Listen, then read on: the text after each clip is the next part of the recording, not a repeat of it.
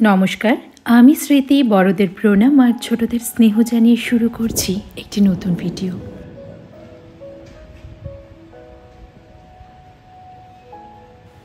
ঘন কালো মেঘে আকাশ ঢেকে রয়েছে, চারিদিকে অন্ধকার নেমে এসেছে।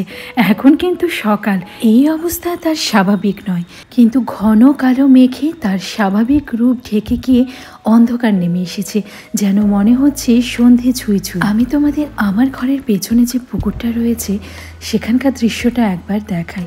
সেখানে অনেক গাছপালা রয়েছে, তো তাই এই ঝড় বৃষ্টিতে না খুব ভালো লাগে সেই জায়গাটা দেখতে।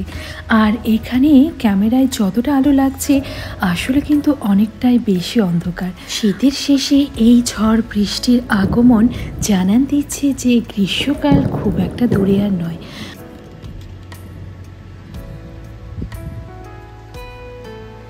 ঘড়িটা দেখো, এখন সকাল 6:59 বাজে, আর এদিকে বাইরে শুরু হয়ে গেছে ঝমঝমিয়ে বৃষ্টি, আর বৃষ্টির সাথে সমান তালে চলেছে হাওয়া, ঠিক যেন কালবৈশাখীর ঝড়।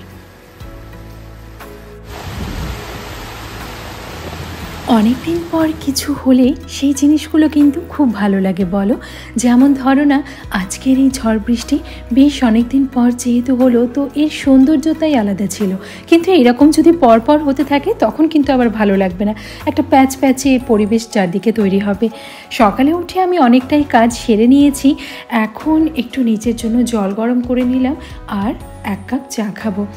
তোমরা অনেকেই আমাকে কমেন্ট করেছো যে আমি ভিডিও কেন দিচ্ছি না। তোমরা যারা আমার ব্লগগুলো নিয়মিত দেখো তারা তো জানোই যে বাড়িতে বিয়ে ছিল, বিয়ের ভিডিওগুলো তোমাদের সাথে শেয়ারও করেছি। কেমন লেগেছে এখনও কিন্তু আমি কমেন্টে জানতে পারিনি, আজকে কমেন্ট করে জানিও তোমাদের ভিডিওগুলো কেমন লেগেছে। তারপর বিয়ে যাওয়ার পর যা যা হয় আর কি, একসাথে এতগুলো মানুষ একসঙ্গে ছিলাম না, তারপরে না আর ভালো লাগছিল না। কয়েকটা দিন কেমন মনটা খারাপ খারাপ লাগছিল। একটা আনন্দ মজা হই হুল্লোড় থেকে বেরিয়ে আবার সেই স্বাভাবিক জীবনে ফিরতে না একটু সময় লাগে, সেটা সবার ক্ষেত্রেই হয়। তো সেই জন্য মাঝখানে আমি কয়েকটা দিন একটু বিরতি নিয়েছি, কোনো কিছু করতে ইচ্ছা করছিল না, এমনকি জানো তো রান্নাবান্না পর্যন্ত করতে ইচ্ছে করছিল না। তো কি করা যাবে, আস্তে আস্তে স্বাভাবিক ছন্দে ফিরতেই হবে। কিছুদিন পর আমার আরেকজন দেওরের বিয়ে রয়েছে, তো সেই ভিডিও আবার তোমাদের সাথে শেয়ার করব, তখন আবার মজা আনন্দ হই হুল্লোড় হবে। চলো, এদিকে আমার চাও বানানো হয়ে গেছে, অন্য কাজ শুরু করার আগে বসে আগে চাটা খেয়ে নিই। আর এদিকে আমার ডাইনিং টেবিলের শোভা বৃদ্ধি করছে কারা দেখো। সত্যি আর্টিফিশিয়াল যতই সুন্দর হোক না কেন, প্রকৃতির কাছে সে হার মানবেই। বাইরে বৃষ্টির সঙ্গে চলছে প্রচন্ড পরিমাণে ঝড়ো হাওয়া, সেই জন্য জানলা দরজা বন্ধই রেখেছি। বাইরে বৃষ্টি আর ঘরে আমার হাতে গরম গরম চা। বাইরে ঝড় বৃষ্টি হচ্ছে আর আমি হাতে চা নিয়ে ঘন্টার পর ঘন্টা বসে থাকবো, এই সুখ আর কোথায় আছে বলো। হ্যাঁ, ঘড়ির কাঁটা যে দৌড়চ্ছে। সকাল 9:30টার মধ্যে আমাকে রান্নাবান্না তো কমপ্লিট করতেই হবে, তো তাড়াহুড়ো করে রান্নাবান্নায় নেমে পড়েছি। ওদিকে ভাত বসিয়েছি, তাছাড়া ডাল হয়ে গেছে আর একটা মিশানো সবজিও রান্না হয়ে গেছে। আর যেহেতু আমাদের নিরামিষ, তাই রান্নাবান্নাগুলো নিরামিষই রয়েছে। এখন না আমি আলু পনিরের ডালনা রান্না করব একটু অন্যরকম পদ্ধতিতে, আর সেই রেসিপি তোমাদের সাথে শেয়ার করছি।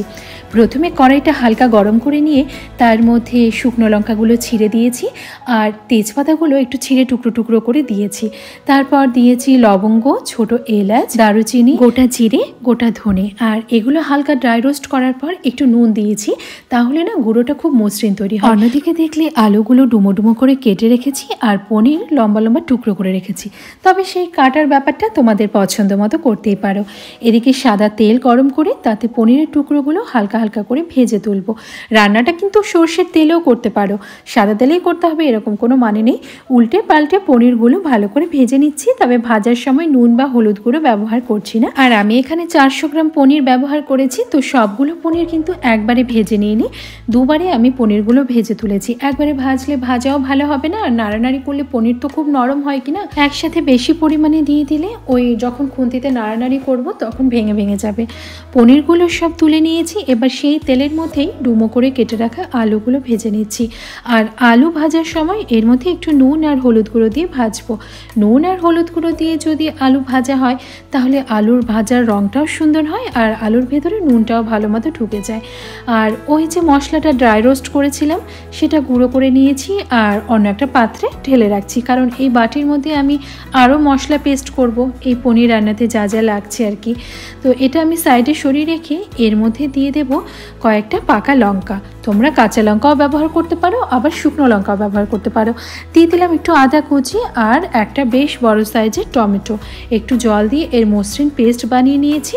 এর মধ্যে কিন্তু আমি জিরে গুঁড়ো বা গোটা জিরে কিছু ব্যবহার করছি না, কারণ ওই যে ড্রাই রোস্ট মশলাটা করেছি তার মধ্যে তো জিরে ধনের গুঁড়ো রয়েছেই। এদিকে দেখো আলুগুলো ভেজে নিয়েছি একদম লাল লাল করে, আর আলুগুলো এখান থেকে তুলবো না, একটু সাইডে সরিয়ে রেখে তেলটা বার করে নিয়ে তার মধ্যে একটু জিরে ফোড়ন দিয়েছি। আর কিচ্ছু ফোড়ন দেবো না, মানে তেজপাতা, শুকনো লঙ্কা, গরম মশলা এসব কিছু দিইনি। জিরে ফোড়ন দেওয়ার পর জিরেটা একটু যখন চড়বড় করে উঠেছে তারপর সেই যে পেস্ট করে রেখেছি মশলাটা, মানে লঙ্কা, আদা এবং টমেটো, সেই মশলার পেস্টটা দিয়ে এবার আলুর সাথে একসাথে ভালো করে কষিয়ে নিচ্ছি। একটু জলের প্রয়োজন ছিল, সেই জন্য মিক্সির বাটিটা ধুয়ে অল্প একটু জলও দিয়ে দিলাম পরিমাণ মতো হলুদ গুঁড়ো, স্বাদ মতো নুন, একটু কাশ্মীরি লঙ্কার গুঁড়ো, দিচ্ছি একটু চিনি। যেহেতু নিরামিষ রান্না একটু মিষ্টি না দিলে ভালো লাগবে না।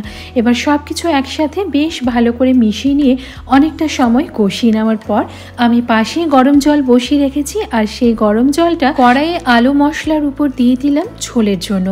ঝোলের পরিমাণটা একটু বেশি রেখেছি, কারণ আলু রয়েছে তার সাথে পনিরও পড়বে, তো দুটোই না ঝোল অনেকটাই টেনে নেবে। তো প্রথম দিকে যদি খুব অল্প পরিমাণে জল দেওয়া হয় পরে কিন্তু ঝোলটা আর পাওয়া যাবে না, একটা ঘন থকথকে ব্যাপারটা চলে আসবে। আর এটা যেহেতু ডালনা তৈরি হচ্ছে তাই একটু হালকা ঝোল ঝোল ভাবটা কিন্তু থাকবে। এদিকে আলু অনেকটাই নরম হয়েছে, কারণ প্রথমে আলুকে ভাজা হয়েছে তারপর আবার মশলার সাথে কষানো হয়েছে, সেই কারণে আলু প্রায় অনেকটাই নরম হয়েছে, বাকিটা এখন হয়ে যাবে। আর সেই যে ভাজা মশলাটা তৈরি করে রেখেছিলাম সেখান থেকে বেশিরভাগটাই এর মধ্যে দিয়ে হাফ চা চামচ মতো রেখে দিয়েছি, সেটা পরে ব্যবহার করব।